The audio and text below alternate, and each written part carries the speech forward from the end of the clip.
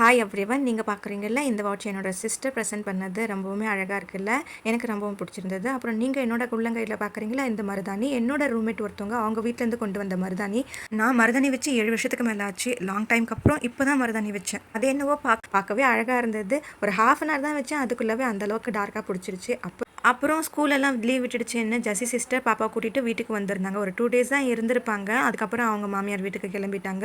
குட்டி பாப்பா ரொம்ப நல்லாவே அவங்க தாத்தா கிட்ட எனக்கு ஃபிஷ் வாங்கி கொடுங்க என்கிட்டையும் கேட்டிருந்தாங்க. அவங்க தாத்தா கிட்ட சொன்னோடனே அவங்க தாத்தா அவங்க வீட்டுக்கு வர்றதுக்குள்ளவே ஒரு பவுலும் அது கூடவே ஃபிஷ்ஷும் வாங்கி வச்சுருந்தாங்க. அவங்களோட மாமா அவங்களுக்கு சில திங்ஸும் அது கூடவே வாங்கி வச்சுருந்தா. அதை பார்த்து வீட்டுக்கு வந்ததுக்கப்புறம் ஒரே ஹாப்பி தான் குட்டி பாப்பாவுக்கு. வீட்டுக்கு சந்தோஷமாக கொண்டு போயிருந்தாங்க.